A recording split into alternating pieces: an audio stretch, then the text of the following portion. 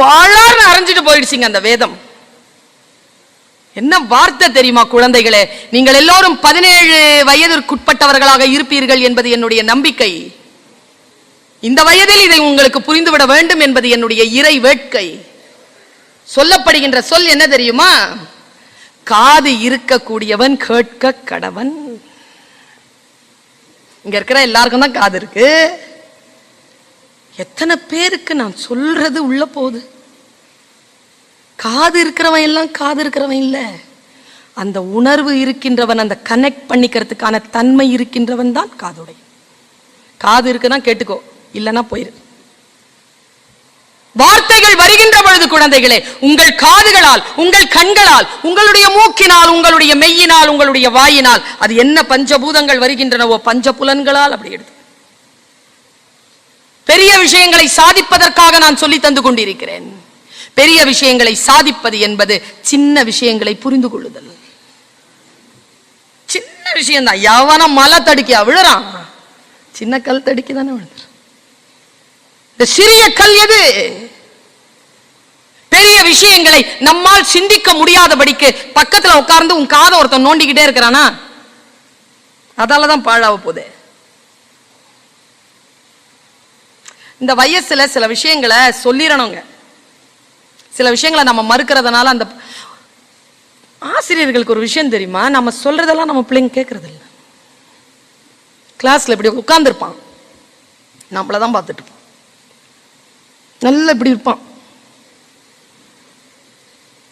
அப்படிமா அங்க இருக்கிறான்னு நினைக்கிறீங்க? எத்தனை கிலோமீட்டர் தூரத்துல இருக்கிறானோ, எங்கெங்க இருக்கிறானோ, என்னென்ன பண்ணிக்கிட்டு இருக்கிறானோ தெரியாதுங்க. நம்மளதான் கவனிச்சிட்டு இருக்கிறான்னு நம்ம சொல்றோம்.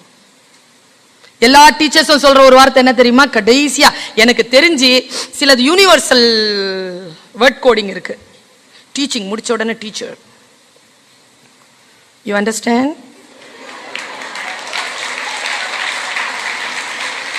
நான் உஷாரா பிள்ளைங்க என்ன சொல்லுவாங்க? அதை பத்தியா புரியலன்னு சொல்லிட்டீங்கன்னு வச்சுக்கோங்களேன்,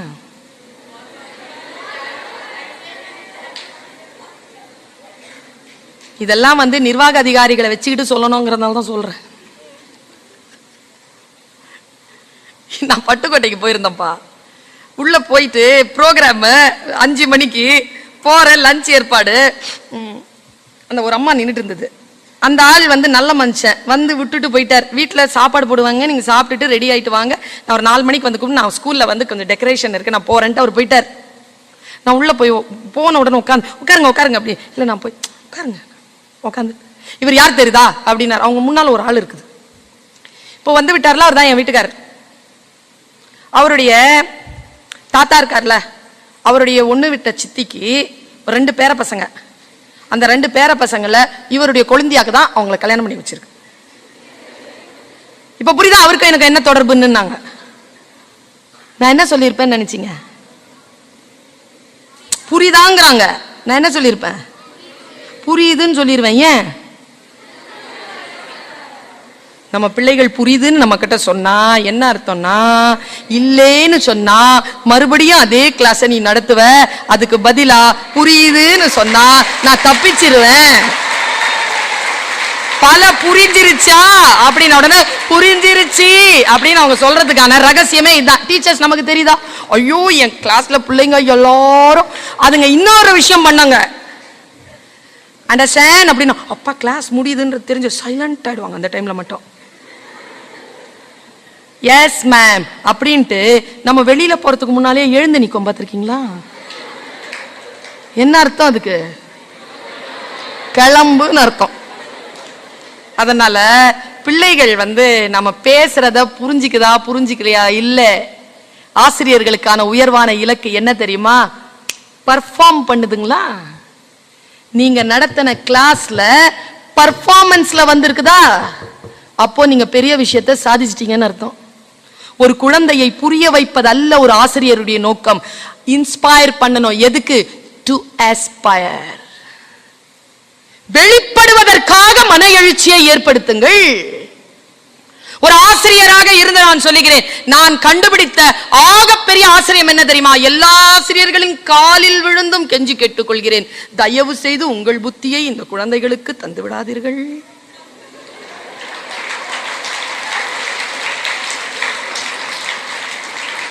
அவர்கள் நம் புத்தியை பெறுவதற்காக நம் வகுப்பிற்கு வரவில்லை, அவர்கள் புத்தியை அவர்களுக்கு அறிமுகம் செய்து கொள்வதற்காக வருகிறார்கள். அவர்கள் யார் என்று அவர்களுக்கு சொல்லிக் கொடுங்கள். உங்களை நீங்கள் அவர்கள் மீது திணிக்காதீர்கள். இதாங்க பெரிய விஷயம். பெரிய விஷயங்கிறது என்ன? ஏன் பொங்கல் வைக்கிற அத சொல்.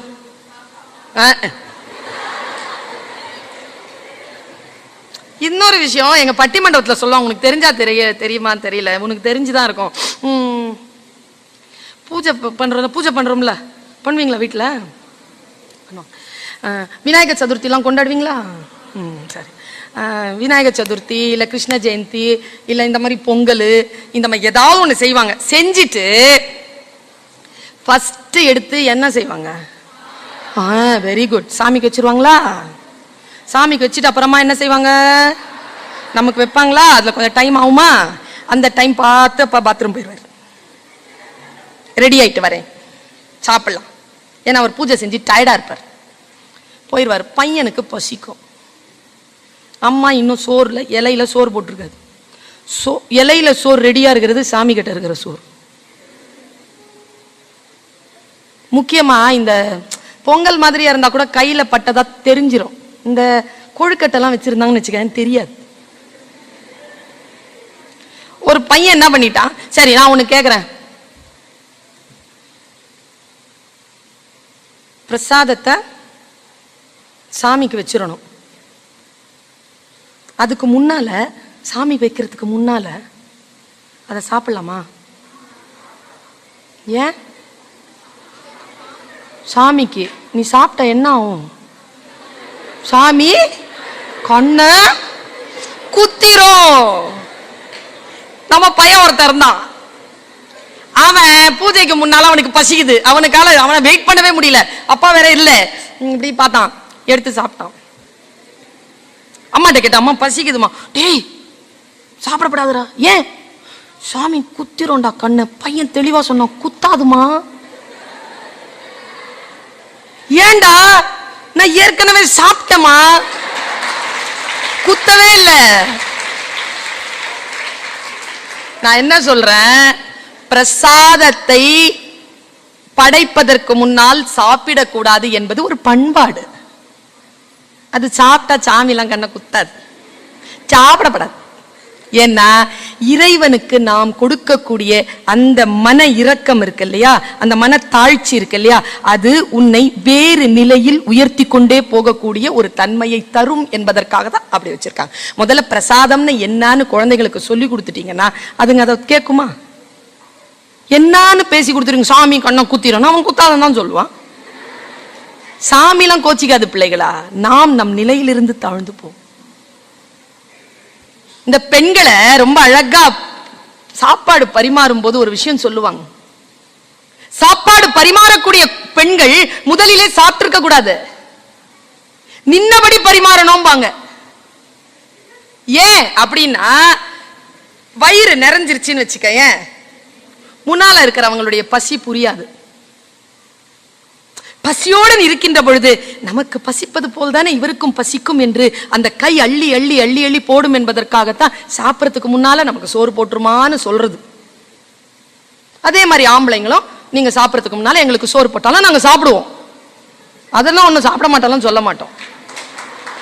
நீங்களும் எங்களுக்கு சாப்பாடு போடும்போது நீங்களும் சாப்பிடாம போடுங்க, நல்லா போடுவீங்க. அது பரிமாறுகின்ற ஒரு குணம், அவ்வளவுதான். விஷயங்களை சயின்டிபிக்கா புரிஞ்சுக்கோங்க குழந்தைகளை. பொங்கல் ஏன் வைக்கிறோம்? புதுப்பான். நான் ஒண்ணு சொல்லவா, பொங்கல்ங்கிறது நத்திங். அந்த அந்த ஐயா நல்லா சொன்னாருங்க, எல்லா மத விழாக்களுக்கும் ஒவ்வொரு கதை உண்டு. கதையே இல்லாத வெறும் வாழ்வியலினுடைய புதுமையை சொல்லக்கூடிய ஒரே விழா பொங்கல் திருநாள் என்கின்ற, தை திருநாள் என்கின்ற தமிழர்களுடைய விழா. எவ்வளவு பெரிய விஷயம் தெரியுமா? புது பானைங்க, புது அரிசி, புது தண்ணி, புது வெல்லம், புதிய மஞ்சள், புதிய கரும்பு என்று புதியன விரும்பு, இன்றிலிருந்து உன்னுடைய லைஃப் புதுசா ஆரம்பிக்குதுங்கிற எழுச்சி கொள்வதற்காகத்தான் பொங்கல் அப்படின்னாலே பொங்குதல், வளம் பெறுதல். நிறைவடைதல், நிறைந்து நிறைந்து இருத்தல். அது அப்படி புரிஞ்சுக்கோங்க. அது ஒரு சடங்காக புரிந்து கொண்டால் வாழ்க்கையில் சில விஷயங்களை மிஸ் பண்ணிடுவோம். என்ன கேட்டா, பொங்கல் திருவிழாக்களுக்கு பெண் குழந்தைகள் தமிழ் மரபுப்படிக்கு வளர்ந்த பிள்ளைகள் ஆடை அணிய வேண்டும். நம்ம பசங்களுக்கெல்லாம் வேஷ்டி வாங்கி கொடுங்க. வேஷ்டி கட்டிட்டு வரட்டும். கட்ட தெரியலீங்க, கட்டிக்கோ ஒட்டிக்கோ, கட்டிக்கோ ஒட்டிக்கோ, கட்டிக்கோ ஒட்டிக்கோன்னு அலைறான். இதை நீ கட்டிக்கோ, இதை ஒட்டிக்கோன்னு. கட்டிக்கோங்கிறது 45, ஒட்டிக்கோங்கிறது 16. நீ தான் கட்ட கட்டு. வேஷ்டில உன் மானம், உன் மரியாதை, அந்த ஆடையை ஒருபோதும் விடாது. முக்கியமாக விழா காலங்கள்னு வரும்பொழுது உன்னை நீ அடையாளப்படுத்திக் கொள்ள வேண்டும் என்றால், தமிழ் மரபோடு உன்னை அடையாளப்படுத்திக் கொள்ள வேண்டும் என்கின்ற சிந்தனை உனக்கு வந்தால், நீ பெரிதினும் பெரிது பெறுவதற்கான வாய்ப்புகளில் ஆசீர்வாதமாய் இருக்கிறாய் என்ற அர்த்தம். அங்கேயும் அதே பேண்ட், அந்த ஜீன்ஸ்னு ஒண்ணு வந்திருக்கு, துவைக்கவே மாட்டான். அவனுக்கு என்ன பிரச்சனை? நான் தோச்சா காயாது மிஸ், காயணுமே. அதுல வேற எனக்கு ரொம்ப ஆச்சரியம். என் பையன் உன் வயசு, உன்னை விட ஒரு வயசு பெரியவனா இருப்பான், 2 வயசு பெரியவனா, அவ்வளவுதான். பேண்ட வச்சிருக்கிறான். போய் கேக்குறையா, என்ன கலாச்சாரம் இது? கிழிஞ்சிருக்குப்பா. அதுவும் திட்டம் போட்டு கிழிச்சிருக்கான். ஆனா திட்டம் போடாமல் தானா கிழிஞ்ச மாதிரி கிழிஞ்சிருக்கு. அதனாலதான் அவ்வளவு காசம், 16,000 ரூபாய். அட, அவனை வெட்டி வெயில்ல போட 16,000 ரூபாய் கொடுத்துட்டு ஒரு கிழிஞ்சி போன ஒரு பேண்ட்டை வாங்கிட்டு வரவா? அதுவும் தானா கிழிஞ்ச மாதிரி கிழிஞ்சிருக்கு. திட்டம் போட்டு கிழிக்கல, அத அப்படி அப்படி வச்சிருக்கிறான். என்னது இது? என்ன மரபு இது? நம் மரபு இல்லையே. நான் இன்னொரு விஷயம் சொல்றேன். உங்க எல்லாருக்குமே ஒரு போதை இருக்கு. பெரிய விஷயத்த அப்படி தொடணுமா? ரொம்ப பெரிய விஷயத்த சொல்ல போறேன். பெரிய விஷயம் உன் கைக்குள்ள வரணும்னா தெரியல, கடந்து போயிருவ. கடக்காத. நான் எவ்வளவு உயர்வான நிலைக்கு போனாலும், எவ்வளவு உயர்வான நிலைக்கு போனாலும் என் நிலையை மறந்ததில்லை, என் சூழலை மறந்ததில்லை, என் ஆடையை மறந்ததில்லை. ஏனென்றால் நான் தமிழச்சி, என் மதம் வேறு, உங்கள் மதம் வேறாக இருக்கலாம். ஆனால் நீயும் நானும் தமிழ், தமிழ் பேசுகிறோம், தமிழ் மரபோடு இருக்கிறோம். தமிழ் என்பது என்ன தெரியுமா? என் ஆடை. தமிழ் என்பது என் உணவு. தமிழ் என்பது என் உறவு. தமிழ் என்பது என் வாழ்க்கையில் அனைத்தும், என் நாடி நரம்பு மூச்சு எல்லாம் தமிழ். ஆனால் பிழைப்பதற்காக பல அறிவுகள், பல விஷயங்கள், பல பயணங்கள், அது வேறு. இங்க வந்து நின்னா உங்க ஆட்கள் எங்களுக்கு ஒரு மரியாதை செலுத்தினாங்க. நீங்க பாத்தீங்களான்னு தெரியல. என்ன செஞ்சாங்க? Very good, very good, very good. என்னன்னா, பூ கொடுத்தாங்க, பட்டயம் கொடுத்தாங்கன்னு சொல்லாம ஷால் போட்டாங்கன்னு சொன்ன பாரு. அதுல ஒரு சின்ன விஷயத்த மட்டும், அந்த முடிச்ச மட்டும் அப்படி லூஸ் பண்ணிட்டு போறேன். முடிஞ்சா நீ அவிழ்த்துக்குள் அல்லது நீ போட்டுக்குள், அது உன்பாடு, எனக்கு என்ன. ஏன் வந்த உடனே பெரியவர்களுக்கு ஒரு பெரிய சால்வையை எடுத்து உடலை மறைத்தார்கள்? நல்லா தெரிஞ்சுக்கோ. என்ன தாற்பயம் தெரியுமா பிள்ளைகளா? மரியாதை என்பது உடலை மறைத்து வைத்திருத்தல். எப்போ நீ அதை திறந்து காட்டுறியோ அப்பவே மரியாதை போயிடுச்சுன்னு அர்த்தம். மூடி இருக்கிறது. ஆடை என்பது நம்முடைய அடையாளம். கிழிச்சு போட்டுக்கிறது இல்ல, கிழிச்சி உடலை காட்டுவது அல்ல. என்றால் பண்பாட்டில் இருந்து கீழே இறங்கி இருக்கிறோம் பொருள். ஒரு காலகட்டத்தில் பொம்பளை பிள்ளைங்களுக்கு நான் சொல்றேன், ஒரு காலகட்டத்தில் நாம பிளவுஸே போட முடியாது. பிளவுஸ் போட்டா மார்பு அறுத்துட்டாங்க திருவிதாங்கூர்ல. அப்ப நடந்த போர் தான் வைக்கம் போர். மேல்சிலை இயக்கத்தை நடத்தினார் தந்தை பெரியார். இது என் உடல், நான் மறைத்துக் கொள்வேன், காட்ட மாட்டேன் என்று சொல்லி. ஏனென்றால் நாம முழங்காலுக்கு கீழே சேலை கட்ட முடியாது. அடிச்சு துவைச்சிருவாங்க, ரத்தம் பார்க்க விட மாட்டாங்க. மேலாடை அணியவே கூடாது. தாய்மார்களும் பாட்டிமார்களும் இளம் பெண்களும் போட முடியாது பிளவுஸ். போட்டீங்கன்னா வரி கட்டணும், மார்பு வரின்னு பேர். இதுக்கு லக்ஸுரி டாக்ஸ், ஜிஎஸ்டி மாதிரி வரும் கடலை உருண்டை சாப்பிட்டா 18% கொடுக்கணும் நீ கவர்மெண்ட்டுக்கு. லக்ஸுரி டாக்ஸ் போட்டாங்க நமக்கு. பிளவுஸ் போடுறதுக்கு டாக்ஸ் கட்டுற நாட்டுல இது என் உடல், என்னுடைய மானம், இதை நான் மறைத்துக் கொள்வேன் என்று நமக்கு சீலையை மாறாப்புல போட்ட எத்தனையோ பெரியவர்களுக்கு நாம் நன்றி செலுத்துவதை விட்டுவிட்டு அதை குறைத்து கொண்டு தெரியலாமா? முழங்கால் வரைக்கும் உயர்த்தி இருந்த சேலையை கணுக்கால் வரைக்கும் இழுத்து விட்டது யாரு? மணலி கந்தசாமி என்று கூறு என்ற மணலி கந்தசாமியை நம் குழந்தைகள் படிக்க வேண்டும். ஒரு விஷயத்தை புரிஞ்சுக்கோங்க, ஆடை அணிவதுதான் சுதந்திரம், ஆடை அவிழ்ப்பது அடிமைத்தனம். ஆடையை குறைத்துக் கொள்ளுதல் அடிமைத்தனம். ஆண்கள் எனக்கு ரொம்ப பிடிக்கும் அந்த விஷயத்துல. அவங்கள நீ ஆடையை குறைச்சிடலாம், அவங்கள சினிமாவில் நீ பார்க்க முடியாது. ஜூரிச்ல ஆடினாலும் ஃபுல் கவரேஜோட ஆடுவாங்க. நம்ம பொம்பளை பிள்ளைங்க தான் கால் கட்டிக்கிட்டு கையை கட்டிட்டு உடம்ப கட்டி, எங்கே உடல் காட்டப்படுகிறதோ அங்கே அந்த பெண்ணினுடைய ஏதோ ஒன்று விற்பனை செய்யப்படுகிறது. மானமுள்ள தமிழ்ச்சிகள் நம்முடைய உடல் அசைவுகளையோ உடலையோ விற்பனை பொருளாக மாற்ற மாட்டார்கள் என்பதுதான் நம்முடைய மண்ணினுடைய பண்பாடு. நாம் வீர தமிழச்சிகள், மானத்துடனான தமிழச்சிகள். அப்படிதான் நம்முடைய ட்ரெஸ் இருக்கணும், அப்படிதான் நம்முடைய சொல்ல இருக்கணும், அப்படித்தான் நம்முடைய செயல்பாடுகள் இருக்க வேண்டும். இப்படி ரிபெல்லா புரிஞ்சுக்கோங்க, ஒரு விஷயத்த வித்தியாசம் புரிஞ்சுக்கோங்க. எத்தனை பேருக்கு ஜெயிக்கணும்னு ஆசை? மற்றவங்களுக்கு எல்லாருக்கும் ஜெயிக்கணும்னு ஆசை. யார யார பிள்ளைகளா? உங்களையே வா, என்னப்பா சொல்ல, யார? ஒரு 5 லட்சம் பேரை ஜெயிக்கணும் மேடம், அப்போதான் மாநிலத்தில் முதல் +2 பொண்ணா வர முடியும். ஒரு 5 லட்சம் பேரை ஜெயிக்கணும். அப்படியா? யார ஜெயிக்கணும்? எல்லாரும் ஜெயிக்கணும்னு ஆசை இல்லை. அப்படின்னா என்ன? நான் ஒரு விஷயத்த சொல்லி கொடுத்துட்டு போவா, இதை பேசிட்டு முடிச்சுட்டு போயிடுறேன். டீச்சர்ஸ்க்கு தனியா பேசுறதுக்கு. குழந்தைகள் நிதானமா கவனிங்க, கொஞ்சம் நிமிர்ந்து உட்காருங்க. பாருங்க, இப்பவே ஒரு 4 இன்ச்சு வளர்ந்துட்டீங்க. நிமிர்ந்து உட்கார்ந்தால் ஒரு நல்ல விஷயம் டீச்சர்ஸ்க்கும் சொல்றேன். டெய்லி உட்காரும் பொழுது பேக் போன் இருக்குல்ல, எரெக்டடா உட்காருங்க. ஆயுசு நீடிக்கும். நெடிய உட்காரக்கூடாது.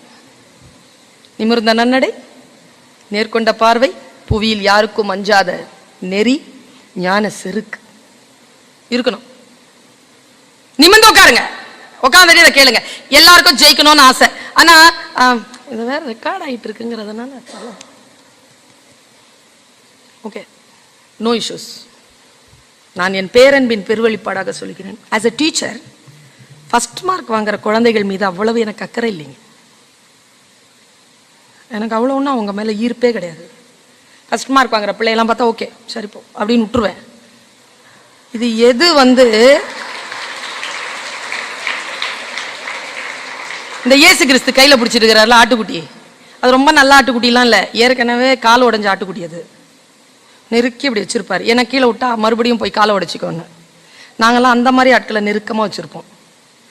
மற்ற ஆளெல்லாம் மேய்ச்சல் நிலத்தில் விட்டுருப்போம். அப்படி கண்ணில் தான் பார்வை. மற்றது யார் கீழே அப்படி போயிடுவாங்களோ அவங்கள தான் கண்காணிச்சுட்டே இருக்கிறது. அதனால என் கிளாஸில் யாரும் ஃபெயில் ஆகிறதில்ல. I don't concentrate on brilliant student. I concentrate on a very moderate students. There is no poor students at all. poor student ஒன்று கிடையாது. poor teacher இருக்காங்க, poor students கிடையாது. It is my understanding. இந்த டாக்டரை விட teaching profession ரொம்ப மேலான தெரியுமா சார் உங்களுக்கு? டாக்டர் ப்ரொஃபஷனும் டீச்சிங் ப்ரொஃபஷனும் ரெண்டும் நோபல் ப்ரொஃபஷன். கண்டிப்பா doctors they are representation of God. ரொம்ப பிடிக்கும் எனக்கு அவங்கள. ஆனால் அவங்கள விட நாங்கள் கொஞ்சம் பிளெஸ்ட். எப்படின்னா, இப்போ உங்கள் சவுந்தரராஜன் சார் தான் வராருன்னு வச்சுக்கோங்களேன்.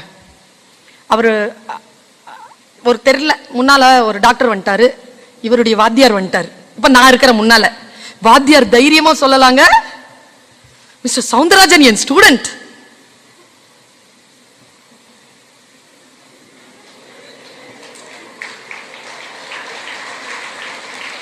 புரியுதா? Teaching profession is a blessed profession. We are next to God. Next. அன்னை, பிதா, குரு, தெய்வம். தெய்வத்திற்கு முன்னால் குரு, குருக்கு அப்புறமா தான் அப்பா, அப்பா அப்புறமா அம்மா. இப்படி போவோம் ஹைரார்கி. ஆக்சுவலா பார்த்தா நீங்க எல்லாரும் ஜெயிக்கணும். ஒரு சின்ன நுட்பமான விஷயத்தை சொல்லிட்டு போயிடுறேன். பெரிய விஷயம் அது, ஆனா அவ்வளவு சீக்கிரமா புரியாது. புரியாததுனாலதான் பெரிய விஷயங்களா இருக்கு. புரிஞ்சிருச்சுன்னா அது நமக்கு சாதாரண விஷயம். உயர்வானவர்கள் எப்பொழுதும் பெரிய விஷயங்களை சாதாரணமாக புரிந்து கொண்டிருக்கின்றவர்கள். சிந்தித்து பார்த்து செய்கையை மாத்து. சிறுசா இருக்கையில் திருத்திக்கோ, தவறு சிறுசா இருக்கையில் திருத்திக்கோ. தெரிஞ்சும் தெரியாம நடந்திருந்தா அது திரும்பவும் வராம பாத்துக்கோ. பட்டுக்கோட்டை கல்யாண சுந்தரம். திருடாதே. என்ன வார்த்தை தெரியுமா அந்த பாட்டு? இப்போ இது படிக்கிறீங்களா பாட்டு? ஆள பாருங்க. டாடி மம்மி வீட்டில் இல்லை, வீட்டில் என்ன பாடுற நீ? அசிங்கமான வார்த்தைகளோடு சேர்ந்த பாட்டை வெக்கம் இல்லாம பாடிட்டு அதுல வேற சிரிச்சுக்கிட்டு இருந்தா எங்கிருந்து பெரிய விஷயம் வந்து சேரும்? எனக்கு ரொம்ப பிடிச்ச பாட்டு என்ன தெரியுமா? உங்களை போலெல்லாம் என் மகன் பணக்கார வீட்டு குழந்தை, நான் பணக்கார வீட்டு குழந்தை இல்லை, நான் ஏழை வீட்டு குழந்தை. மார்கபந்து சார் இருக்கார்ல, அவர் வீட்டு குழந்தைகள் பணக்கார வீட்டு குழந்தைகள், மார்கபந்து ஏழை வீட்டு குழந்தை. அவர் ஏழைதான். சிவாஜி கணேசன் 10 ரூபா கொடுப்பாராம், பிரபு சார் வந்து 1000 ரூபா கொடுப்பாராம். அப்போ கேட்பாங்களா, நீங்க எவ்வளவு பெரிய நடிகர்? இல்லையா, நான் ஏழையா, அவன் பணக்கார வீட்டு பையன், அவன் கொடுக்கறான், நான் ஏழை வீட்டு பையன் பாரான் சிவாஜி ஐயா. நுட்பமா சொல்றேன், பெரிய விஷயங்கள் சாதாரணமா சொல்றேன். இந்த ஃபர்ஸ்ட் மார்க் வாங்குற பசங்களை எனக்கு ரொம்ப இரிட்டேட் பண்ணுவாங்க. நான் ஸ்டூடெண்டா இருக்கும்போது பயங்கர இரிட்டேஷன் அதுங்க. அதுங்களுடைய ஆட்டிடியூட் இருக்குல்ல, அதுங்க ஆக்சுவலா நம்ம கூட சாதாரணமா தான் இருக்கும், ஆனா எப்படி படிக்கணும்னு தெரியாது, ஆனா படிக்கிறதையும் சொல்லி தராது. ஃபர்ஸ்ட் மார்க் வாங்கிட்டு வந்து உட்காரும், மறுபடியும் நம்ம செய்யற எல்லா அட்டூழியங்களையும் கூட நிற்கும், சிரிக்கும், எல்லாம் பண்ணும். ஆனா படிக்கும் போது மட்டும் படிச்சுட்டு வந்துடும். நம்ம படிக்கும் போதும் அட்டூழியம் பண்ணுவோம், இங்கேயும் அட்டூழியம் பண்ணுவோம். நமக்கு தெரியாதுல்ல. தெரியாததுனாலதான் குழந்தைகளை பல நேரங்களில் முன்னேறதுனா என்னன்னு தெரியல. நான் சொல்லி தரேன் பாரு, இப்போ சொல்லி தரவா வேணாமா? கத்துக்கிறியா? Very small things, very small. 98 வாங்குமா ஃபர்ஸ்ட் மார்க்கு? இங்க எவ்வளவு சார்? சென்டமா? மெயின் எக்ஸாம்ல தானே சென்டம் வாங்கும், கிளாஸ்ல எல்லாமா சென்டம் வாங்கும்? கிளாஸ்லயும் வாங்கிருமாங்க சார் மேடம்? சிலது வாங்குமா? நிறைய வாங்குறாங்களா? எக்கனாமிக்ஸ்ல வாங்கும் சென்டமா? 30க்கு 30 வாங்குமா? Class முழுக்கவா sir? 30க்கு 30? முடியாதுங்க. நான் டீச்சர்ல நான் சொல்றேன் பாரு, நீ என்ன செய், இந்த ஃபர்ஸ்ட் மார்க் வாங்குற பிள்ளைய இன்னிலேருந்து கொஞ்சம் கவனி, ஆனா கவனிக்கிறது தெரியக்கூடாது, சரியா? பார்த்துக்க, கான்சியஸா பாரு, கான்சியஸா just watch them, don't do anything, just watch them. இப்போ நான் உனக்கு என்ன தெரியுமா சொல்ல போறேன்? ஜெயிக்கிறது சொல்ல போறது இல்ல, யாரை ஜெயிக்கிறதுன்னு சொல்ல தர போறேன். யாருங்கிறது சொல்ல பாரு. ஃபர்ஸ்ட் மார்க் வாங்க சொல்லி தர மாட்டேன் நான், ஃபர்ஸ்ட் மார்க் வாங்குறவனை ஜெயிக்கிறது எப்படின்னு சொல்லி தரேன். ஓகே, அதானே சார் முக்கியம்? ஃபர்ஸ்ட் மார்க் வாங்கணும், ஜெயிக்கணும், அவ்வளவுதான். இரு, இப்ப என் கூடவே நான் சொல்லி தந்துடுறேன் பாரு. கிளாஸ் போவாங்கல்ல, எக்ஸாமினேஷன் ஹாலுக்கு போவீங்க தானே? விடமாட்டாங்க இல்லைன்னா கண்டிப்பா போகணும். போகும்போது வாசல்லையே அந்த ஃபர்ஸ்ட் மார்க் வாங்குறான புடி, பேச்சு கூட அவன் பேச மாட்டான். ஒன்று ஒரு ஃபர்ஸ்ட் மார்க் சொல்லுது, மறந்துருவோம், ஹலோ அப்படின்னு சொன்னா மறந்துருவோமா, அதுக்கு பேரா படிப்பு? கடைசி வரைக்கும் மறக்காம இருக்கிறதுக்கு பேர் தான் படிப்பு. ஏன் நான் சொன்ன புயலே நடந்தாலும் சைலண்டா உட்காந்துருக்க பேர் தான் படிப்பு. நீ பேச்சு கூட நீ பேச்சு கொடுக்கறதுக்கு முன்னாலேயே அவன் சொல்லிடுவான் ஒண்ணுமே படிக்கலப்பா சொல்றானா. நான் எல்லாம் படிச்சவன் சொல்லவே மாட்டானே, படிச்சவன் ஒண்ணுமே படிக்கலப்பா அப்படிம்பால. அவனை பார்த்து வச்சுக்கோ. அவன் எக்ஸாம் எழுதிட்டோம். எக்ஸாமினேஷன் நுழைஞ்சப்பறம் யாரும் பார்க்காத. உன் பேப்பரை பாரு, உன் கொஸ்டின் பேப்பரை பாரு, உன் கான்சென்ட்ரேஷனை பாரு, எழுதிட்டு நீ என்ன பண்ணு, வீட்டுக்கு போயிரு. அப்ப என்னென்ன அட்டூழியம் பண்ணுமோ எல்லாம் பண்ணு, எல்லாம் முடி. திங்கக்கிழமை 100 கிழமை வரும். திங்கக்கிழமை வருமா? அன்னைக்கு மட்டும் டீச்சர் வந்து பயங்கரமா டிப் டாப்பா வருவாங்க. அவங்க என்னன்னு தெரியல, அவங்க நடந்து வரும்போதே, காரிடர்ல நடந்து வரும்போதே புத்தி சொல்லும் உஷாரு. ஏன்னா திருத்தின பேப்பரை கையில் எடுத்து வருவார். அது கையில அப்படி எடுத்துட்டு வரும்போதே அப்படி இருக்குங்க, வேகம் அப்படி நடந்து வருவாங்க பாரு. நல்ல டீச்சரா இருந்தா பேப்பரை வச்சுட்டு அட்டெண்டன்ஸ் எடுத்துட்டு பேப்பரை எடுத்து பேர் மட்டும் சொல்லி கொடுப்பாங்க. என்ன மாதிரி டீச்சரா இருந்தா பேரோட மார்க்கையும் சேர்த்து சேர்த்து கூவி கூவி கூவி கூவி கூவி கூவி கொடுப்பாங்க. கொடுப்பீங்களா? என்ன மாதிரி டீச்சர்ஸ் நிறைய இருக்கிறாங்கன்னு அர்த்தம். நீ என்ன பண்ணு, ஒண்ணுமே படிக்கலப்பா அப்படின்னால அவன் பேப்பர் வரும். ஒரு பேரை சொல்றேன், பேரை சொன்னா இங்க யாராவது இருப்பீங்க, சரி பேரை சொல்லாம சொல்றேன். எல்லாரும் கை தட்டுங்க அப்படின்னோட எல்லாரும் கை தட்டுவாங்க. இவன் தான் இன்னைக்கு கிளாஸ்ல ஃபர்ஸ்ட் அப்படின்னு உடனே அவன் எழுந்திருச்சு நிப்பான். கடகடன் வந்து பேப்பர் வாங்க வேண்டியதானே, வாங்க மாட்டான். கொஞ்ச நேரம் தட்டட்டும் அப்படியே நிப்பான். கொஞ்ச நேரம் கை தட்டி முடிச்சு வாங்கிட்டு வந்து அவன் டேபிள், அடுத்து நம்ம பேர் வரும். கூப்பிடுவாங்க, கண்டிப்பா கூப்பிடுவாங்க. அதெல்லாம் பாவம் புள்ள மார்க்கு குறைச்சலாம் வாங்கியிருக்குது, மறைவா குட்டிந்தா அப்படின்லாம் கொடுப்பாங்கன்னு நினைக்கிறேன். நேரா கூப்பிட்டு அவமானப்படுத்துவாங்க. இங்க வா, 30 30 30 மார்க்குனா நீ என்ன பண்ணு, வரும்போதே அந்த மார்க்கை முடிஞ்சா பார்த்துட்டு வா. கண்ணில் 98ன்னு வரும். 100 இருக்குன்னு வச்சுக்க, சார் சொல்றாரு, ஏன் விடுவானே 100. டீச்சர்ஸனுடைய கையெழுத்தெல்லாம் சுமாராக தாங்க இருக்கும். ஆனா அந்த 100ன்னு போடும்போது மட்டும் ஒரு அழகு வரும் பாரு. அப்படி அப்படி போட்டு ஒரு சதவீத குறி போட்டு ஒரு வி போட்டு ஒரு குட்டு அப்படி போடுவாங்க. ஒரு நன்று அப்படின்னு போட்டு கீழே 2 புள்ளி வேற வைப்பாங்க. பார்த்திருக்கியா அந்த பேப்பரை? கிரீனிங்காவது பரவாயில்ல சார், டெத் சென்டென்ஸ் எழுதுற கிரீனிங்கை விட கலவரமான ஒரு விஷயம் இந்த டீச்சர் கையில இருக்க ரெட் பென்.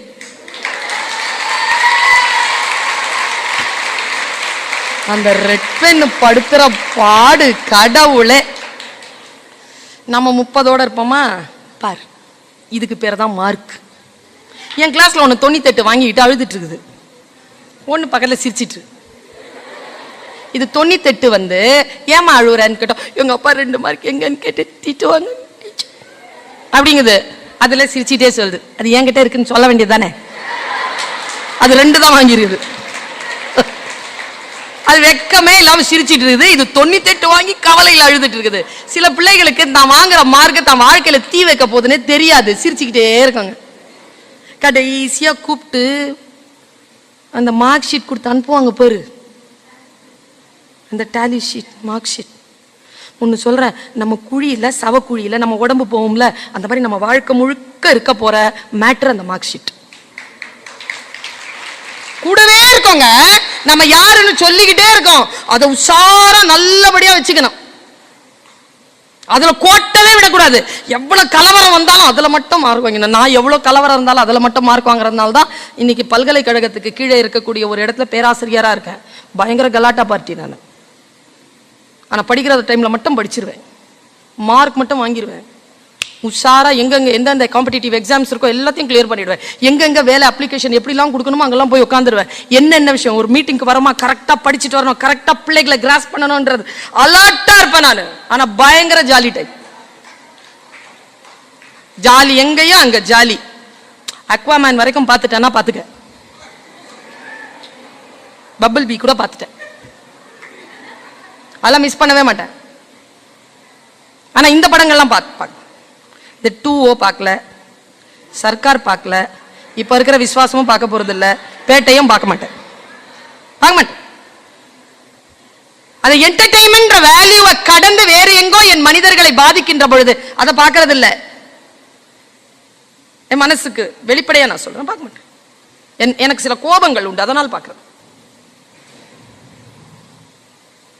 நீ என்ன பண்ணு, உனக்கு முன்னால கொடுத்துட்டாங்களா 30 கொடுத்துட்டாங்களா, அவமானப்படாதன்னு சொல்ல மாட்டேன். படு படு.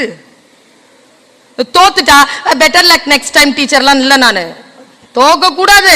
ஏன் தோத்த? எங்க நடந்துச்சு தப்பு? எங்க விட்டுட்ட? நீ விடக்கூடாது. அதுக்கு வரலையே, அதுக்கு நீ இவ்வளவு நேரம் செலவழிக்கலையே. அந்த டீச்சர் நான் எல்லாருமே எல்லாருக்காக தானே. பர்வீன் சொல்லிட்டானே, நான் உன்னை மட்டும் தனியா கூப்பிட்டா பேசிட்டு இருக்கிறேன். எல்லாருக்காக தானே பேசிட்டு இருக்கிறேன். நீ என்ன பண்ணு, போ வீட்டுக்கு போய் உட்கார். 98 மனசுல கொண்டு வராத, வந்தா வீக் ஆயிருவ. 100 மனசுல நினைக்காத, உன் 30 கொண்டு வா.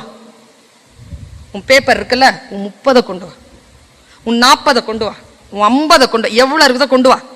கொண்டு வந்து உட்கார். அடுத்த டெஸ்ட்டுக்கு ப்ரிப்பேர் பண்ணு. உன் நோக்கம் என்ன தெரியுமா? 98க்கு போறது இல்ல, நான் ஜெயிக்கிறதுக்கான சூட்சமம் சொல்லி கொடுத்துட்டு இருக்கேன். பெரிய விஷயம் சொல்லி கொடுத்துட்டு இருக்கேன். 98 யோசிக்காத, 100 யோசிக்காத. 100 to 100 வாங்கணும், 100 to 100. அதெல்லாம் 98 வாங்குறது யோசிக்கிட்டோம்.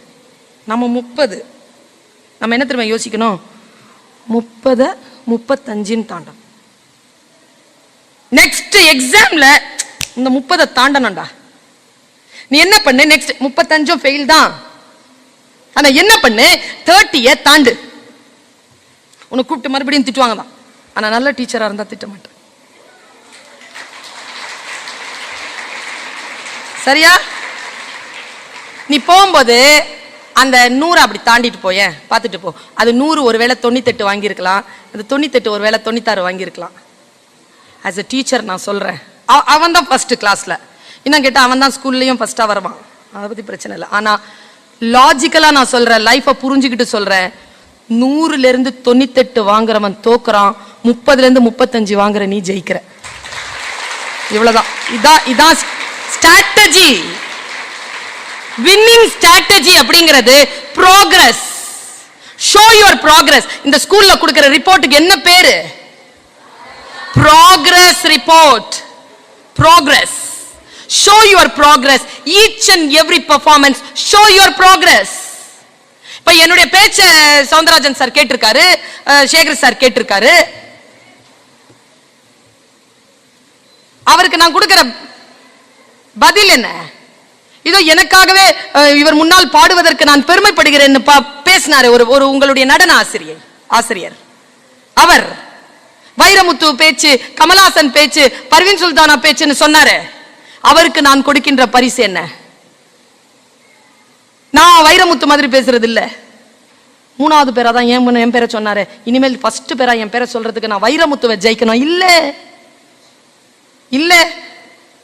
என் பேரு ஃபர்ஸ்டா வரணும்னா நான் என்ன தெரியுமா பண்ணணும்? ஏற்கனவே அவர் என் பேச்சை கேட்டிருக்கிறாருல, அந்த பேச்சை விட இந்த பேச்சை சூப்பரா பேசணும். அப்போதான் என் பேச்சு ஃபர்ஸ்டா வருமே தவிர யாரோ ஒருத்தனை ஜெயிக்கிறதன் மூலமா ஃபர்ஸ்டா வர முடியாது. ஸ்ட்ராட்டஜி.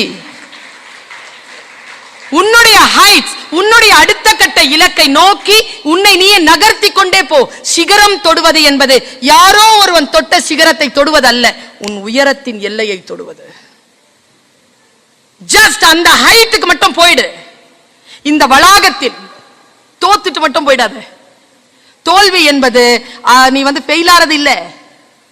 அவர் அவ்வளோ கர்வமா சொல்றாருங்க, அந்த அளவுக்கு சொல்றாரு. 100% மேடம்.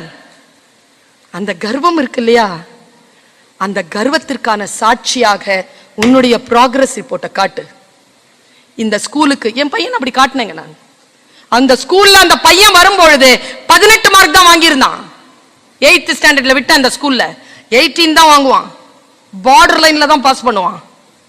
கொண்டு வந்து விட்டேன் 10th சிபிஎஸ்சி 9ங்க, 10 out of 9 வாங்கினான். 18 வாங்கினவன் ப்ராக்ரஸ். ப்ரோக்ரஸ் காட்டிட்டு இருந்தான். ஸ்கூல் பீப்புள் லீடர் ஆனா. ப்ரோக்ரஸ். இவ்வளவு குண்டா இருப்பாங்க, பாண்டா மாதிரி இருப்பான், உருளையா இருப்பான். அப்படியே 8ஆம் கிளாஸ்ல உருளையா கொண்டு நான் போட்டோ காட்டுறேன் சார். உருளையா கொண்டு போய் விட்டேன். பிளாக் சீத்தா மாதிரி ஆனாங்க. 3 வருஷத்துல பிளாக் சீத்தா மாதிரி ஆயிட்டான். ஸ்கேல் மாதிரி ஆயிட்டான். இடுப்பு 32 சைஸ். போய் ஆர்டிசிக்கு போயிட்டு வந்தான். Best cadet, school people leader, English language. Progress காட்டுங்கிற நானு. முட்டாள் இல்ல, நாம யாருமே முட்டாள்கள் கிடையாது. ப்ரோக்ரஸ் காட்டுறவங்க தான் பெரிது இல்லை, பெரிதினும் பெரிது. எனக்கு இந்த பெட்டர், பெஸ்ட், எக்ஸலன்ட்லாம் கிடையாது. பெரிது எது தெரியுமா? லெஜெண்ட். லெஜெண்டா வந்து நில்லு. தவிர்க்க முடியாத சக்தியாக வந்து நில். எந்த பள்ளிக்கூடம் உன்னை பாடம் சொல்லி கொடுப்பதற்காக, எந்த பள்ளிக்கூடம் உன்னுடைய தலையில் கொட்டி உன்னை உட்கார வைத்து பாடம் சொல்லி தந்ததோ அந்த பள்ளிக்கூடத்திற்கு சீஃப் கெஸ்டா வந்து உட்கார். அப்படி வந்து உட்கார். அங்கிருந்து இங்க 10 அடி தான். அவ்வளவு சீக்கிரம் வந்துட முடியாது. அந்த 10 அடி தாண்டறதுக்கு மிகப்பெரிய விஷயங்களை நீ கடந்து வர வேண்டும். நான் ஆசீர்வதிக்கிறேன். நீ மிகப்பெரிய விஷயங்களுக்கு நீ ஏம் பண்ணணும். ஒரே ஒரு திருக்குறளோடு நான் என் பேச்சை முடிக்கிறேன். எனக்கு நிரம்ப பிடித்த அந்த திருக்குறள். என்னால வந்து அந்த குறளை வந்து எப்போ படித்தாலும் மனசு வந்து ஒரு மாதிரி கலங்கிருங்க. வீரன்.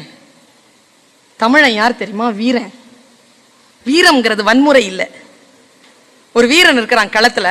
இந்த காட்சி மட்டும் சொல்லிட்டு போறேன். தமிழாசிரியர் இல்லையா, காட்சிப்படுத்துவேனா? ஒரு அரங்கம், களம், போர்க்களம், களமாடிட்டு இருக்காங்க எல்லாரும். ஒரு யானை வருதுங்க. நீ அதை எக்ஸாமினேஷனா வச்சுக்கோ, என்ன வேணாலும் வச்சுக்கோ, அப்ளிகேஷன் தானே. எது வீரம் தெரியுமா? ஒரு யானை வருது முன்னால.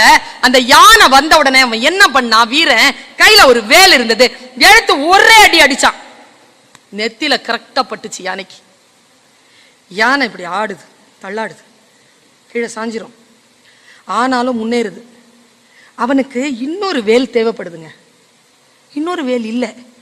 அந்த இன்னொரு வேலை அவன் தேடி கிடைச்சிருச்சுங்க. அவனுக்கு சிரிச்சாங்க. இன்னொரு வேல் கிடைச்சிருச்சுடான்னு சொல்லிட்டு, எங்க தெரியுமா கிடைச்சது? அவன் இந்த யானையை அடிச்சிட்டு இருக்கும் போது பகை மன்னன் ஒரு வேலை நெஞ்சில எரிஞ்சிட்டான். அவன் உடனே நெஞ்சில எரிஞ்ச வேலை பார்த்துட்டு சொன்னானா, கைவேல் களித்தொடு போக்கி வருபவன் மெய்வேல் பரியா நகும். டே, அது அடிக்கிறதுக்கு இதோட இங்க இருக்கடா வேல் சொல்லிட்டு இருக்கிற வேலை புடுங்கி சிரிச்சானா. அவன் வீரன். ஐயோ அடிச்சிட்டாங்களேன்னு சொல்லி கீழே விடாம அடிச்ச அந்த ஆயுதத்தை எடுத்து முன்னால இருக்கிறவன் அடிச்சான் பாருங்க, அதுக்கு பேர் வீரம். வீர கண்மணிகள் நீங்கள், வீர புதல்வர்கள் நீங்கள். காதலும் வீரமும் இந்த மண்ணிற்குரியது. நான் சொல்லுகிறேன், தமிழ் இனம் என்பது பேரன்பும் பெரும் கோபமும் ரௌத்ரமும் கொண்ட ஒரு இனம். அந்த இனத்தில் இருக்கக்கூடிய நாற்று கண் நீ. நாளை இந்த இடத்தில் இருந்து பெயர்ந்து இன்னொரு இடத்திற்கு போவாய். அப்பொழுது மற்றவர்களுக்கு பயன் தரக்கூடிய பயிராக நீ வளர